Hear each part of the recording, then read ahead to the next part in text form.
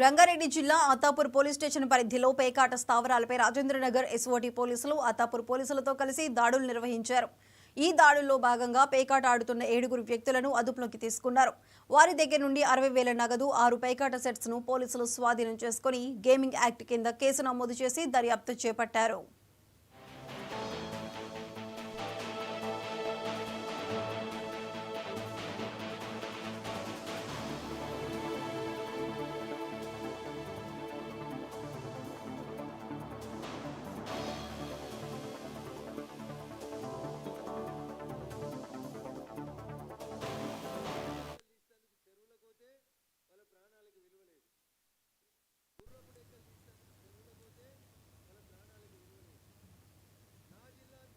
బాపట్ల జిల్లా పెద్ద జాగర్లమూడిలో ప్రభాకర్ రావు అనే వ్యక్తి చెరువులో పడి మృతి చెందాడు.